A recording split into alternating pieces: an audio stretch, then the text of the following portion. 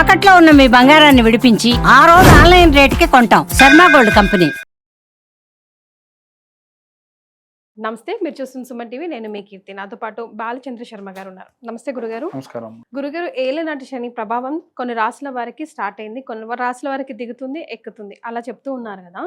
So ముఖ్యంగా ఏ రాశుల వారికి ఈ ఏలినాటి శని ప్రభావం కలిసి రానుంది, కలిసి రాకుండా ఉంది? కలిసి వచ్చే వాళ్ళకి మనం ట్రిగ్గర్ చేస్తేనే కదా గురుగారు, మీరు కూడా ఎప్పుడు చెప్తూ ఉంటారు, మనం మాటల్లో కూడా చాలాసార్లు అంటూ ఉంటాం, టైం బాగాలేదు, టైం కలిసి వస్తే అన్నీ కలిసి వస్తాయి అని. అంటే అది మనకు తెలియాలి కదా, దాన్ని ట్రిగర్ చేసుకుని ఆ దారి మనం వేసుకుంటే మనకు పనికి వస్తుంది, లేదా పనికి రాకుండా పోతుంది. సో అది ఏ రాశుల వారికి ఎలా కలిసి వస్తుంది తెలుసుకుందాం. శ్రీమాత్రే నమః, శ్రీ గురుభ్యో నమః. మనకు చాలా మందికి ఫస్ట్ ఆఫ్ ఆల్ శని అంటేనే భయపడము, శనిని ఒక తిట్టడానికి వాడేటువంటి పదంగా మార్చడం లాంటివి జరిగినాయి. శని అనేటువంటి గ్రహం ఏదైతే ఉందో శివుడి యొక్క సంభవంతో జన్మించినటువంటి వాడు, శివాంశ సంభూతుడు ఆయన.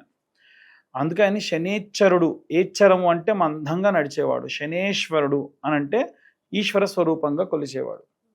రుద్రుడు ఎలా అయితే అస్సలు కనికారం లేకుండా ప్రాణాలు తీసేవాడు హరుడు, ప్రాణాలు ఇచ్చేవాడు హరి అని అంటూ ఉంటాడు. హరము అంటే తీసేవాడు, అందుకే ఆయన శ్మశానంలో ఉంటాడు అంటారు కదా. అలాగే శనికి కూడా నో దయ నో జాలి.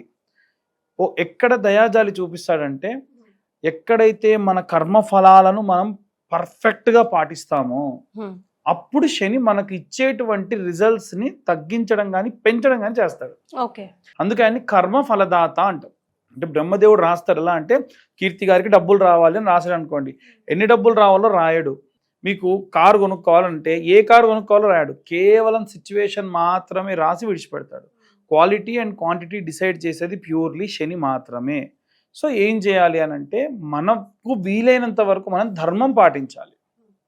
ఇప్పుడు ఉదాహరణకు మనకు ఎవరన్నా మన దగ్గరికి వచ్చి ఆకలేస్తుందండి అన్నం పెట్టండి అని అంటే డబ్బులు ఇవ్వద్దు, అన్నమే పెట్టించాలి. తీసుకునే వాళ్ళు ఎవరు గురుగారు ఈ రోజుల్లో? ఎందుకు లేరండి, అసలు డబ్బులే కావాలని. నేను ఒకళ్ళకి అలా అంటే అన్నం అంటే చెప్పకూడదు కానీ ఇలాంటివి చేసి నేను చెప్తున్నాను. అంటే అన్న డబ్బులే ఇవ్వాలా, అన్నం పెట్టినా ఓకేనా అంటే ఏదో ఒకటి మతిస్థితి లేదు, పాపం ఆకలి బాగేస్తుంది, తీసుకెళ్ళిస్తే తింటుంటే అసలు ఎలాగో అనిపించింది అనమాట. కాబట్టి నోరు లేని జీవికి ఇంత ఒక కుక్క మన చుట్టే తిరుగుతుంది, దానికి మనకి ఏదో రుణం ఉంది ఏ జన్మలోనో, అది తీర్చరా బాబు అని తిరుగుతుంది, దానికి ఇన్ని బిస్కెట్లు ఏంటి సరిపోతుంది.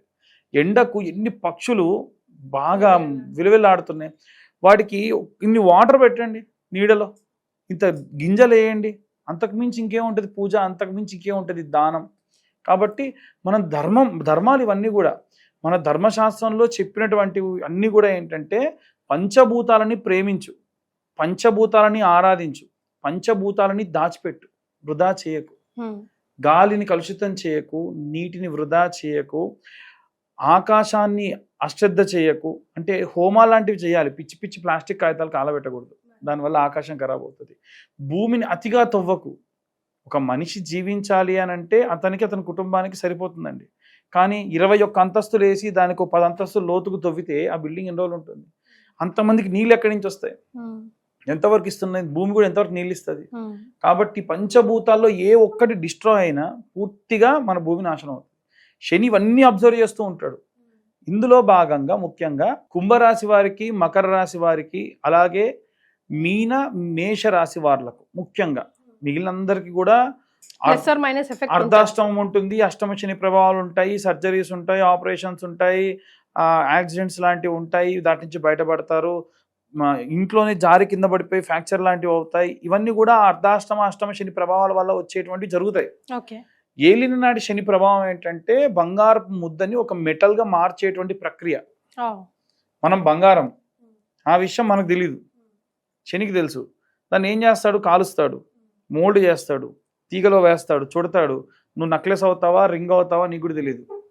సో మనల్ని అలా మోల్డ్ చేసి, అందుకని ఏలినాటి శని ప్రభావం ఉన్నప్పుడే ముఖ్యంగా పెళ్లి కాని వాళ్ళకి పెళ్ళిళ్ళు అవుతాయి. ఇష్టం లేకున్నా పెళ్లి చేసుకుంటారు, చాలా బాగా హ్యాపీగా లైఫ్ లీడ్ చేస్తారు. పిల్లలు కాని వాళ్ళకి మీరు నమ్మరండి, 8-9 సంవత్సరాలు అవుతుంది పిల్లలు లేక ఇబ్బంది పడుతున్న వాళ్ళకి.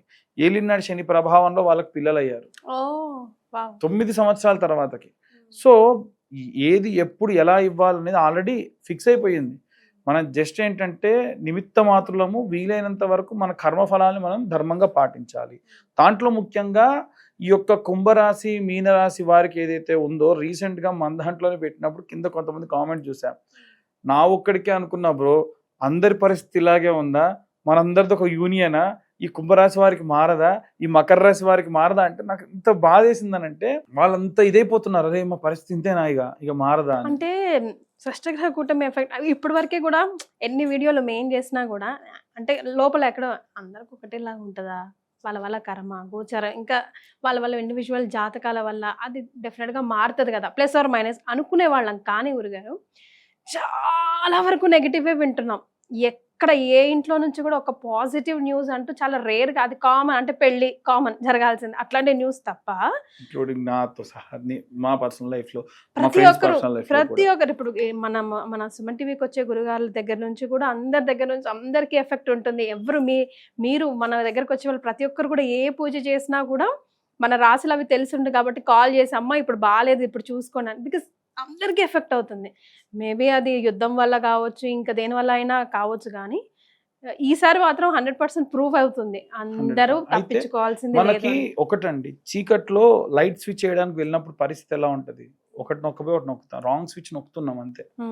మనం ఏంటంటే సరైనటువంటి స్విచ్ నొక్కితే, సరైనటువంటి పని చేస్తే ఈ ప్రాబ్లం నుంచి బయటపడవచ్చు. ఓకే, ఫర్ ఎగ్జాంపుల్ గోవు గాసం, అంటే గోవుకి గాసం ఇవ్వడం, దానికి కొంచెం గడ్డి ఇవ్వడం. చాలా దేవాలయాలు ధర్మంగా, పురాతనమైన దేవాలయాలు బాగా పూజలు జరిపించాలని మోటోతో నుండి డబ్బు లేక, అంతెందుకండి దీపారాధనకు కూడా నోచుకొని దేవాలయాలు మన ఓల్డ్ సిటీలో, మన పహాడి షరీఫ్ లాంటి ఏరియాస్లో ఉన్న దేవాలయాలు, అక్కడ దాకా అర్చక స్వాములు కూడా వెళ్ళి పూజ చేసి రావడానికి వీళ్ళని కొన్ని ఏరియాస్ ఉన్నాయి. అంటే చాలా ఎత్తులో ఉండడం, చాలా రిస్కీతో కూడుకున్నటువంటి దారులలో వెళ్ళి దీపారాధన కూడా చేయకుండా వచ్చేటువంటి వాళ్ళు ఉన్నారు. అలాంటి చోట వీలైతే మనమన్నా వెళ్ళి దీపారాధన చేయాలి. ఒక దేవాలయం ఉంది, బాగా శిథిలావస్థలో ఉంది, దీపం కూడా పెట్టలేదు, మనకు అర్థం అవుతుంది, మనం వెళ్ళాంగా, మన వంతు మనమైతే వెళ్ళాంగా, వెళ్ళి ఒక ఆయిల్ డబ్బా తీసుకెళ్ళి దీపారాధన చేయండి. అక్కడ చాలా మంచి ప్రతిఫలం వస్తుంది. అక్కడ దీపానికి నూనె పెట్టేసి రండి. ఎవరైనా సరే, ఇప్పుడు మనకి ఇస్కాన్ లాంటి దేవాలయాలు ఉన్నాయి, వాళ్ళు ప్రతి ఆస్పిషియస్ డేస్కి, అంతెందుకు ఇవాళ వైశాఖ పౌర్ణమికి కూడా అక్కడ అన్నదానాలు చేస్తున్నారు. నువ్వు ఎక్కడికి వెళ్ళి చేయలేవు, వాళ్ళకి తెలుసు ఎవరు నీడీస్ ఉన్నారు, ఎవరి పరిస్థితులు బాగాలేదు, వాళ్ళు వెళ్ళి అన్నదానాలు చేస్తున్నారు. డొనేట్ చేయండి. మీరు 500 డొనేట్ చేయండి, వాళ్ళు తీసుకొని వాళ్ళు అన్నదానం పెడతారు. ఎంతో కొంత పుణ్యం మనకు వస్తుంది కదా. ఇలాంటివి ఏమవుతాయనంటే పెద్ద ప్రాబ్లంలో నుంచి చాలా చిన్న ప్రాబ్లం కన్వర్ట్ చేస్తాడు శని. ఆయన లక్షణమే ఏమిటి అనంటే గుండెల్లోకి దిగేవి గీరుకుంటూ వెళ్ళేటట్టు చేస్తాడు. మనకున్న కర్మఫలాలన్నింటినీ కూడా ప్రాపర్గా సర్ది చెప్పి మనకు మంచి రిజల్ట్స్ ఇచ్చేటువంటి వాడు శని. కాబట్టి ఇట్లాంటివి చాలా ఉన్నాయి. ఇంకా దానాలు చేసేటువంటి క్రమంలో కానీ, అన్నదానాలు కానీ, బ్లైండ్ అండ్ ఆర్ఫన్స్ని కొంచెం చూసుకోవడం కానీ, మళ్ళీ ప్రాపగాండా అవద్దు. అన్నదానం చేయాలి, అనాథ పిల్లలకు చేయాలంటే వెళ్ళి చేసి వాళ్ళు ఏదో కేజ్లో ఉన్నటువంటి జూలో ఉన్నటువంటి జంతువుల్లా భావించి వాటి వీడియోస్ తీసి చాలామంది మళ్ళీ దాన్ని సోషల్ మీడియాలో పెట్టడం కూడా చేస్తూ ఉంటారు. నువ్వు దానం చేయాలంటే అసలు ఎవరు చేస్తున్నారో కూడా అనవసరం, నువ్వు పోయి దానం చేయి. నీ పేరు కూడా చెప్పాల్సిన అవసరం లేదు, వాళ్ళకి నువ్వు చేసిన హెల్ప్ కూడా బయటికి చెప్పాల్సిన అవసరం లేదు. నేను చాలా వీడియోస్ కొన్ని తీసానండి, చూసిన తర్వాత నాకే అనిపించింది ఈ వీడియో మొత్తం నేను తీసుకెళ్ళి బయట పెట్టడం అవసరమా, నేను హెల్ప్ చేశా సరిపోతుంది కదా. బయటికి చెప్తే నలుగురు హెల్ప్ చేయకపోగా, కలికాలం ఇది, వీడు కనుక హెల్ప్ చేశాడులే, వాళ్ళందరినీ కూడా వీడు ఒక ఇది చేస్తున్నాడు అని చెప్పి నెగిటివ్గా చేస్తారు. సో మనం ఏం చేయాలో అది చేసి సైలెంట్గా ఉండాలి. చెప్పా కదా ఇంతకు ముందే, కొండరాళ్ళన్నీ డొల్లుతూ ఉన్నప్పుడు మనం పరిగెత్తకూడదు, ఎక్కడైనా సేఫ్ సైడ్ చూసుకొని ఆగుండాలి. అవన్నీ వెళ్ళిపోయిన తర్వాత వెళ్ళిపోవాలి. గతంలో కూడా మనకున్న వీడియోస్లో ఇదే చెప్పాం. శని ప్రభావంలో ఉన్నప్పుడు, శని బాలేనప్పుడు, షష్టగ్రహ కూటమి లాంటివి జరిగినప్పుడు ఇలాంటివి. అయితే మే 15 తర్వాత నుంచి ఈ మేషరాశి మీనరాశి వాళ్ళ ఇళ్లలో ఏవైనా సరే ల్యాండ్ సేల్స్ కానీ, ఏవైనా అప్పులు తీరడం కానీ, ఫంక్షన్స్ జరగడం కానీ బాగా జరుగుతాయి. మీన కుంభరాశి వారికి సంబంధించి ఉద్యోగాలు, ప్రమోషన్స్, అంటే ప్రెషర్తో కూడినటువంటివి అన్నీ ఉన్నప్పటికీ కొంచెం వారి సొంతంగా, ఉదాహరణకు ప్రతి ఒక్కళ్ళ జాతకంలో శని ఏ స్టేజ్లో ఏ ప్లేస్లో ఉన్నాడు అని చూస్తారు. ఆ శని గనక లగ్నం నుంచి మంచి కోణ కేంద్ర స్థానాల్లో ఉండి అది స్వక్షేత్రంలో ఉన్నాడు అనుకోండి, దాన్ని శశి మహాయోగము అని అంటారు. శశమహాయోగం అని అంటే మన సొంత ఇంట్లో మనం ఉండి వర్క్ ఫ్రమ్ హోమ్ మంచి ఏసీ ఉంటే ఎలా ఉంటుంది అలా. దాంతో పాటు చంద్రుడు అలాగే గురువు కలిసి ఉంటే దాన్ని గజకేసరి యోగం అంటారు.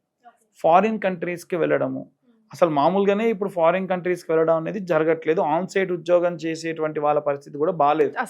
అలాంటి వారికి మంచి ప్యాకేజ్ తోని ఆన్ సైట్ కి కొన్ని నెలల పాటు పంపించడము, ఇలాంటివన్నీ కూడా ఈ కుంభరాశి మకర రాశి వారికి అధికంగా జరిగే అవకాశం ఉంది. కాకపోతే ఫ్యామిలీని వదిలిపెట్టాల్సి ఉంటుంది. అప్పుడే పాప పుట్టో లేక బాబు పుట్టో వాళ్ళని వదిలిపెట్టి అవుట్ ఆఫ్ కంట్రీస్కి వెళ్ళాల్సి ఉంటుంది. లేదు వీళ్ళని వదిలిపెట్టి వాళ్ళకు 3-4 months ఎక్కడ ఉండాల్సి, వీళ్ళు మాత్రం ఉద్యోగం కోసం ఒక చోట స్ట్రక్ అయిపోయి ఉండాల్సి, ఇలాంటి పరిస్థితులు ఉంటాయి. ఒకటి కావాలంటే ఒకటి ప్రొఫెషనల్ లైఫ్ బాగుంటే పర్సనల్ లైఫ్ ఎఫెక్ట్ ఇస్తుంది, పర్సనల్ లైఫ్ బాగుంటే ప్రొఫెషనల్ లైఫ్ ఎఫెక్ట్ ఇస్తుంది. ఏదన్నా ఒకటి చూస్ చేసుకొని ఉండాలి. రెండింటిని మేనేజ్ చేసుకోవడం అనేది ఇలాంటి ఏలినాటి శని ప్రభావంలో అసంభవం. రైట్. సో మరి అందరికీ కామన్గా కూడా శని ప్రభావం నుంచి తప్పించుకోవాలంటే మూగ జీవులకి జీవరాశులకి మీ వంతు సహాయం చేయండి, ఆకలితో ఉన్న వాళ్ళకి అన్నదానం చేయండి అని చెప్పారు కదా. ఇంకొకటి ఏంటంటే మీ ఇళ్లలో పిల్లల పుట్టినరోజులు ఉన్నప్పుడల్లా ఏ రోడ్డు పక్కన బాగా ఎండ ఉందని చూసినా సరే తీసుకెళ్ళి ఏదైనా మొక్క నాటించండి. ఎక్కడైనా సరే కొంతమంది అక్కడ నిల్చుంటారు నీడకి, రేపటినాడు ఒక 5-10 సంవత్సరాల తర్వాతకి ఈ చెట్టు బాగా పెరిగి మంచి నీడనిస్తుంది అంటే అలాంటి చోట పిల్లలతోని ఒక చెట్టు నాటించండి. మన జనాభా హైదరాబాద్లోని 1 కోటి మంది అండి. ఇంట్లో 4 పుట్టినరోజు సంవత్సరంలో వస్తాయిగా. ఆన్ యావరేజ్గా 365 చెట్లు గనక 365 రోజులు నాటినా మనకి ఎంతో ఆక్సిజన్ వస్తుంది. ఎంతో డిజాస్టర్స్ జరిగినా సరే ఎంతో మంది నీడలో ఉంటారు. ఎవడో కానీ పుణ్యాత్ముడు ఈ చెట్టు పెట్టినవాడు వాడి కుటుంబం చల్లగుండా అనుకుంటారా లేదా? ఆ ప్రభావం ఎంత బాగా ఉంటుంది. సో ఇలాంటివి కూడా చేస్తే మంచిది. చాలా సంతోషం గురుగారు, మంచి వివరాలు తెలియజేశారు. ధన్యవాదాలు.